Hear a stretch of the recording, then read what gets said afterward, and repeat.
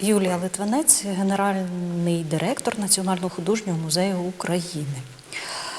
Моя доповідь буде присвячена роботі нашого музею під час повномасштабного вторгнення.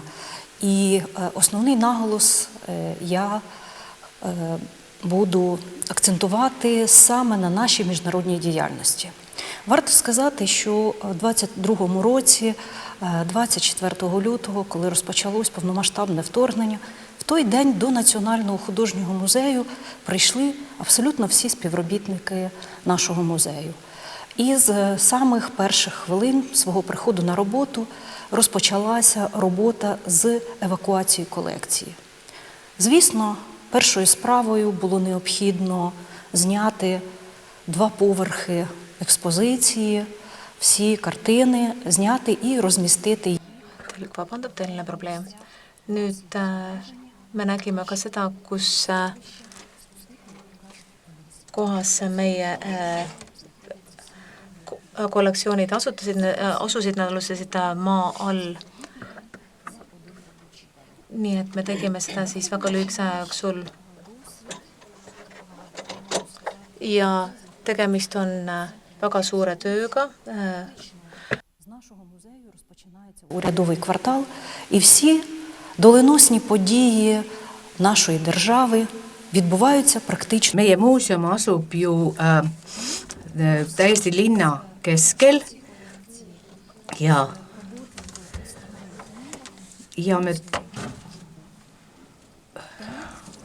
Був розроблений muuseumid pandi jah kõigepealt kinni kohe esimesest päevast ja mitmed töötajad jäid meil muuseumisse peaaegu elama.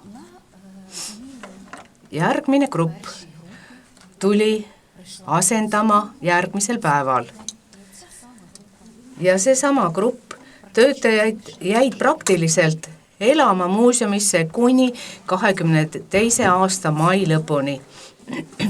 Ja need olid just need 8 töötajat, kes jäid muuseumisse, kes võtsid kogu vastutuse selle eest, et hakata organiseerima kogu tööd, et pakkida, evakueerida ja ümber korraldada töid muuseumis. Nii et nemad võtsid selle raske vastutuse eneste kanda. Ja samuti hakkasid nemad töötama selleks, et korraldada logistikat nende tööde jaoks, mis läksid välismaale näitusele. Ja väärib märkida ka seda, et kõik Ukraina muuseumid hakkasid elama ja tegutsema samas režiimis, et evakueerida kollektsioone ja säilitada neid.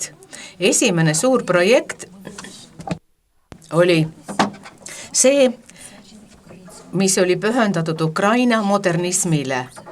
Märtsis 2022 meie kuraator Konstantin Kinša võttis meiega ühendust ja tegi ettepaneku, et hakata korraldama üht rahvusvahelist projekti, mis on pühendatud siis Ukraina modernismile. Me olime seda plaaninud juba varem ja see pidi toimuma Ludwigi muuseumis Ungaris 18-19 aastal, aga teatud poliitilistel põhjustel see ei toimunud. Ja Konstantini idee oli selle projekti juurde naasta ja hakata seda arendama ja me kõik olime selle üle väga rõõmsad ja tahtsime sellega oli valmis kaasa minema sellega.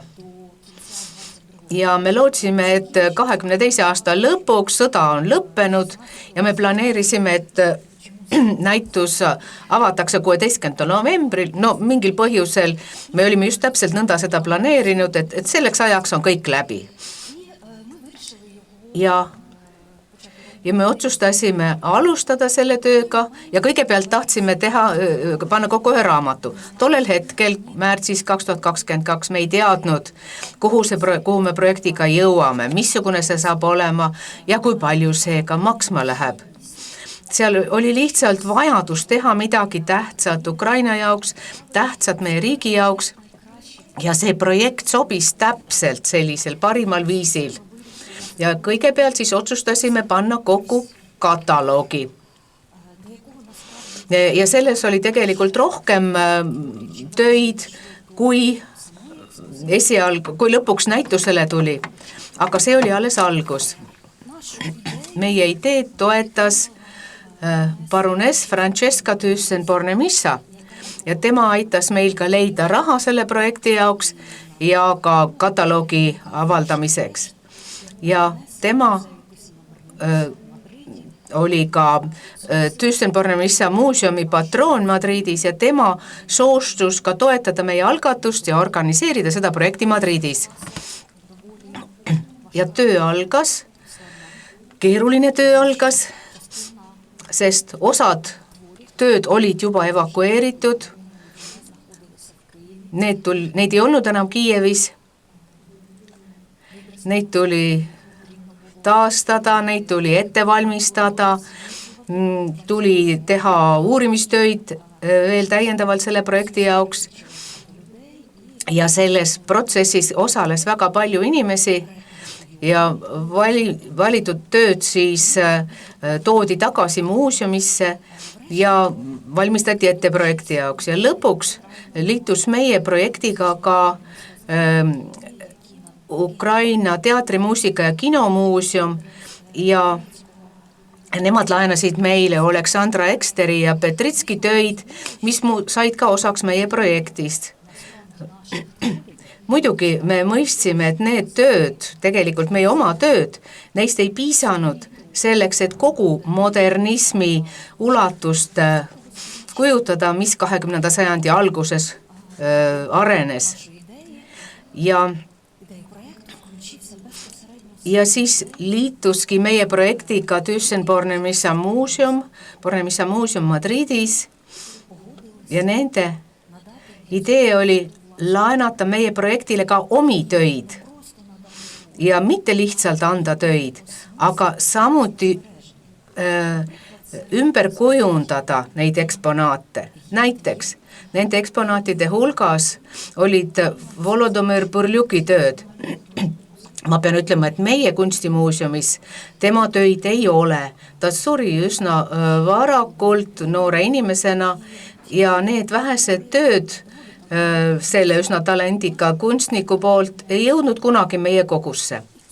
Aga Thyssen-Bornemisza muuseum soostus meie projekti jaoks neid töid anda.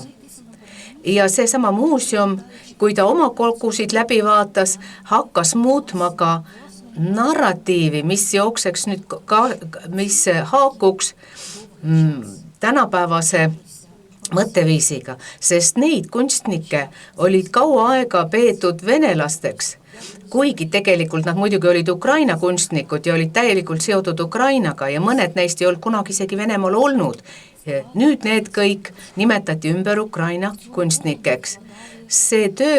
Sellesse töösse me ei investeerinud mitte ainult oma teadmisi, mis olid tollel hetkel olulised nende kollektsioonide jaoks ja isegi, et kuidas evakueerida neid töid riigipiiridest väljapoole, aga me hakkasime ajaloolist tõde taastama, andsime Ukrainale tagasi Ukraina kunstnikud, kes olid maailmakuulsad. Kõik teavad Aleksandra Ekseteri, David Burljuk ja Aleksander Arhipenkot, aga tänu Venemaa agressiivsele kultuuripoliitikale neid peeti klassikaliselt kõiki Venemaa avangardistlikeks kunstnikeks. Ilma mõistmata, ilma arvestamata, et tegelikult oli tegemist Ukraina ja Ukraina kunstiga ja ukrainlastega. Taolisel viisil seadis meie projekt endale üsna ambitsioonikad eesmärgid ja oli võimalik neid ka saavutada. Kui avati näitus Madridis, sai valmis meie suurepärane projekt ja nagu ma ütlesin, seal ei olnud mitte siis ainult Ukraina muuseumide tööd ja meie muuseumi ja teatrimuuseumi tööd, aga ka teiste muuseumide ja erakollektsioonide tööd erinevatest maailmamuuseumidest. Pean ka ütlema, et see kataloog, mis oli selleks ajaks juba valmis, kui näitus avanes, see oli ka Raamatukogude Assotsiatsiooni raamatute nimekirjas, mida raamatukogud saaksid osta ja ta sai seal top 10 hulka. Ja niimoodi me saavutasime veel ühe eesmärgi, mida me ei olnud isegi ette kujutanud alguses, aga see ikkagi juhtus. Ja pean ma ütlema ka seda, et projekt, mis toimus siis Thyssen-Bornemisza muuseumis Madridis, sai ka maailma ühe uhkema auhinna, mida organiseerib tavaliselt Apollo ajakiri, nii et nimelt loeti seda 22-23 aasta parimaks näituse projektiks. Pärast seda, kui meil Madridis oli selline edu, muutus meie projekt, ütleks siin väga nõutavaks, sest ma pean ütlema, et enne Madridi olime me pakkunud seda ka paljudele muuseumidele, kuid paljud muuseumid maailmas kartsid meie näitust võtta. Nad isegi ei teadnud, kuidas see kõik välja kukuks. Võib-olla seal olid ka teatud muid põhjusi, ei tea. Aga järgmine muuseum, kes meie kollektsiooni ja meie projekti vastu võttis, oli Kölnis asuv Ludwigi muuseum ja ma pean ütlema, et selle muuseumi direktor proua Rita oli väga suur osaline meie selles ettevõtmises. Ta lihtsalt ei leidnud mitte täiendavat rahastust selle projekti jaoks, vaid ta hakkas jällegi uurima Ludwigi muuseumi oma kogusid Kölnis ja tegi seda küllalt süstemaatiliselt, nii et leida Ukraina ja Ukraina kunsti teoseid ja jällegi, et muuta mõnede venelastele nimetatud kunstnike töid tagasi Ukraina omadeks. Nii et seal oli tõesti Ukrainaga seotud töid ja kunstnikke, nagu näiteks Jermilov, keda tükk aega oli peetud Venemaa kunstnikuks. Ja teadlased ütlesid, Ukraina teadlased ütlesid, et millegipärast ei ole Lvivi näidatud meie projektis. Jah, ta oli rohkem pööratud tõesti Kiievi, Odessa ja Harkivi poole, aga Lvivi lugu oli jäänud välja. Ja siis tuli aeg valmistada oma projekti ette Viinis näitamiseks, Belvedere lossis, kus meile anti terve Belvedere lossi alumine palee meie käsutusse. Ja siis leidsime, et on tarvis laiendada oma projekti ja rääkida mitte ainult modernismist, aga lisada sinna ka jugend, ehk siis setsessioon. Ja setsessiooni osa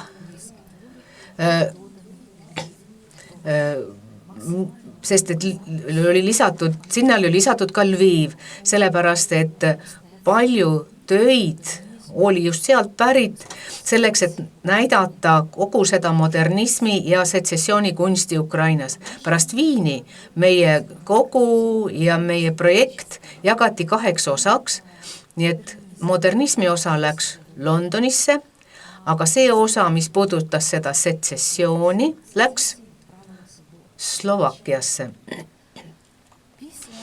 Pärast Londonit ja Slovakkiat naasis meie projekt Ukrainasse lühikeseks ajaks.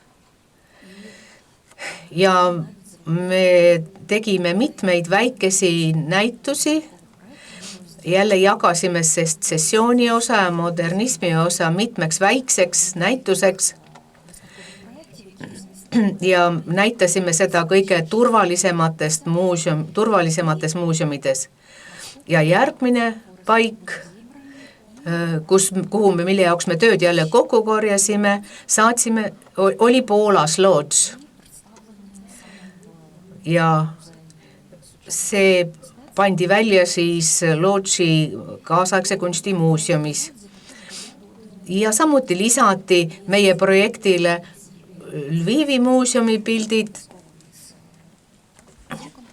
selles kontekstis ja ka Lodži enda muuseumi tööd lisati sinna juurde.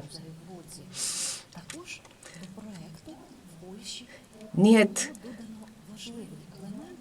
ja tähtis element lisati siis sellele projektile just nimelt Poolas, mis alguses teatud põhjustel oli jäänud tähelepanuta. Nimelt lisasime dekoratiiv- ja tarbekunsti esemed. See on väga tähtis, sellepärast et 20. sajandi alguses oli suur huvi ka rahvakunsti vastu. Professionaalsed kunstnikud olid sellest huvitatud ja isegi meie Kiievi dekoratiivkunstimuuseumist, mis moodustas osa meie suurest muuseumist, nimelt antiikesemete ja kunstide muuseumist. Seal oli mitmesuguseid Malevitšis eskiise ja see on juba teatud mõttes avangardistlik kunst, mis jõudis omadega dekoratiiv- ja tarbekunsti radadele. Nii et see element lisati juurde meie Lodži näitusele. Praegusel hetkel asub meie projekt näitusel Lvivis Andrei Šeptitski nimelises rahvusmuuseumis. Ja jällegi selles uues muuseumis lisas muuseum ka juurde oma kogudes töid. Nii et tegelikult igas uues asukohas lisati juurde uusi töid.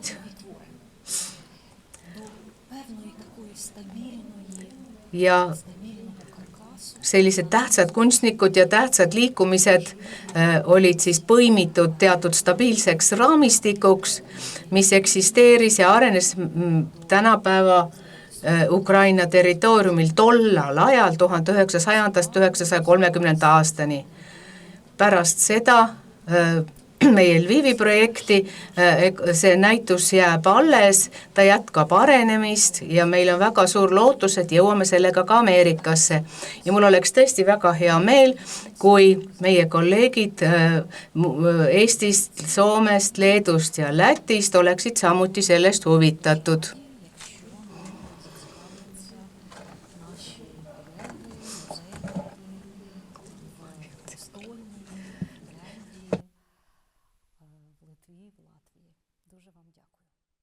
Suur tänu!